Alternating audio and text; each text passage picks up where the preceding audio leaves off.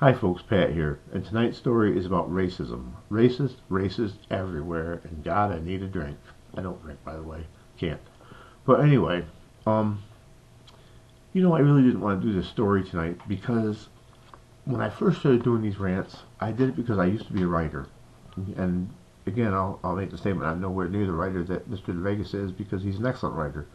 And I wish I had his command of vocabulary and the written word. I didn't, but I was sometimes kind of funny and I could be satirical, and I wrote for a couple of major websites and I really enjoyed it. But it got to be where it's just too much for me health-wise. My health was failing, and I was putting way too much emotion into investing too much emotion into it. And politics is a very emotional thing, I think.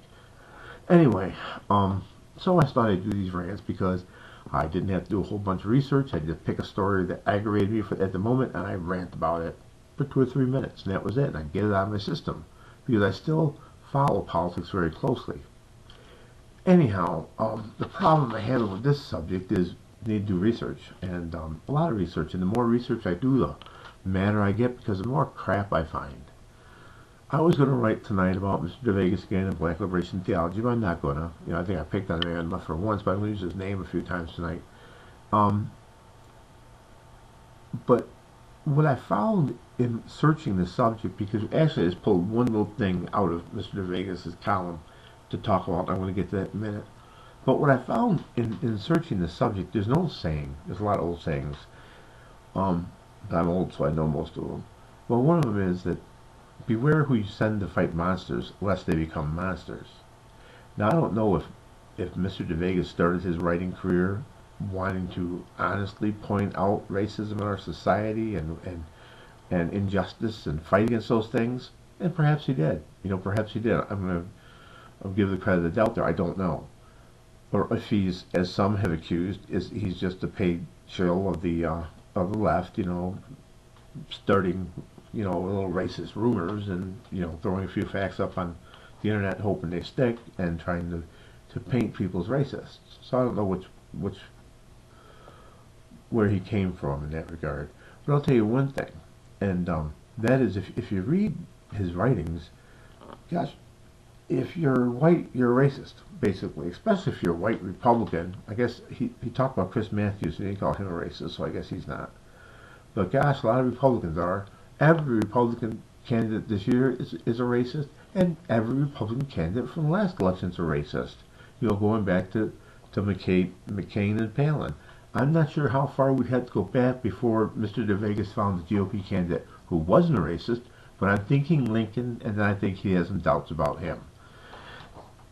And gosh, not only does he call these folks racist, he accuses them of some horrible things, like Paul Santorum has a whatever it is with bestiality and all this stuff, and come on, I just don't think that's necessary. Anyway, I think Mr. DeVegas, you need to look at yourself because gosh, maybe the worst racism that you're exposed to is yourself, and maybe you need to look at that and look into your heart. Because I'll tell you something, and I'm not the world's greatest Christian here, and I'm not meaning to preach to everyone, but I firmly believe this, that regardless of your faith and what religion you were, you're Mormon, Catholic, Protestant, Baptist, Pentecostal, Muslim, whatever, Buddhist, I firmly believe we're going to have to answer for our life, that we are going to be called in front of God to answer. And one thing, when it comes to hatred in your heart, when God judges me for that, I'm going to be okay because I don't have hatred in my heart towards any people. And if you do, you really need to check yourself because personally, I don't think you can get into heaven with hatred in your heart. And that's just my opinion. But if it was me, I'd worry about it. So check yourselves. And I have to too. I don't want to get to where I hate Mr. Reese. I certainly don't hate him. Like I said, I try to pay him respect when I can. It's just some of the things he says, I just can't make the connection in my head. Anyway, I was going to talk about one little example that in the same article that he said, and that to me where he got that from just amazed me. So I started researching it. Now, in my research, I found lots of prejudice on both sides of the aisle. Lots of black sites prejudice against whites, and a lot of white hate sites prejudice against blacks. I need to tell you, you both need to knock it off. You know, seriously, if you hold hatred in your heart towards a people, if you would honestly look at all black people and say, oh, they're all lazy, you're stupid. And really, white racists, Mr. DeVegas, in my experience, and I marched for civil rights, in the 60s and 70s, so I know a little bit about it. White racists aren't your, you know, accepted person anymore. White racists pretty much are your trailer park people who, gosh knows, and I'm not picking on people in trailer parks, but the common thought of trailer trash, who have to think they're better than somebody. That's all prejudice really is. Anyway, getting off that, because I want to talk about the election cycle and some of the things we're dealing with here. I mentioned code words really briefly yesterday, and in reading through the article again about Rick Santorum, what's Rick Santorum's beef with the Black Liberation Theology, I came upon a startling revelation, about President Bush. And Mr. DeVegas stated that when President Bush mentioned Dred Scott, he wasn't really talking about the Dred Scott case and, that kept slaves as a piece of property, then escaped slaves still belonged to his owner. He wasn't talking about that. No, he was talking about Roe versus Wade. What? Now, in Mr. Vegas' defense, he's not the only person that got that impression.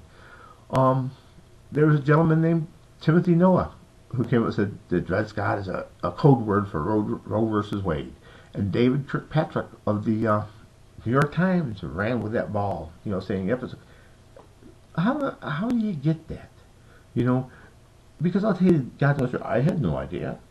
I like to think I'm a Christian, and I've listened to President Bush talk, and I didn't get that message at all. So if it is a code word, gosh, where's the instruction manual that tells us how to decipher it?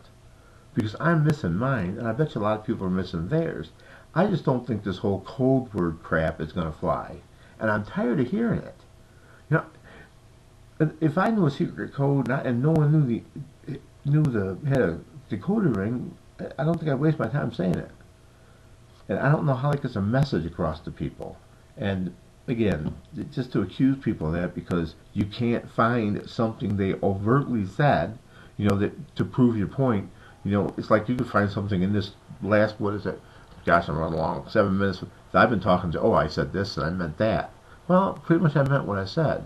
So code words are stupid. And the whole thing about code words, for racism, you'd really have to prove this to me because I just don't see it. I'm going to research it some more and talk about it some more and talk more about Black Liberation Theology. But as we speak, again, the Roe versus Wade being a code word for Dred Scott or vice versa is just beyond my limited thought capacity. And another thing I want to leave you with, Mr. DeVegas, is you talk about Juan Williams and saying how during the debates, and you're right, during the debates, when Newt Gingrich, shot down what Juan Williams said to the crowd, all whistled and cheered and everything. But I don't think it was because Juan Williams was black, where you say any black person, because Barack Obama wasn't there, any black person would do, and Juan Williams happened to be black, so, they picked on him.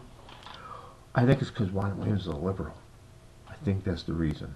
I think if, what's his name from the Five, who used to be on Handy all the time, I can't think of it, gosh, I should know it, but if he was there, they would have been all over him. Now, and if you had watched Juan Williams the next night when he was on Fox, one of those shows, he talked about how all the people came up to him after the debate and wanted their picture taken with him and wanted to shake his hand, just wanted to talk to him and say hello because they loved seeing him on the show. So I guess they're as big a haters as you want to paint them. Anyhow, racist everywhere. That's my rant for tonight, and thanks for listening so long. Have a good night.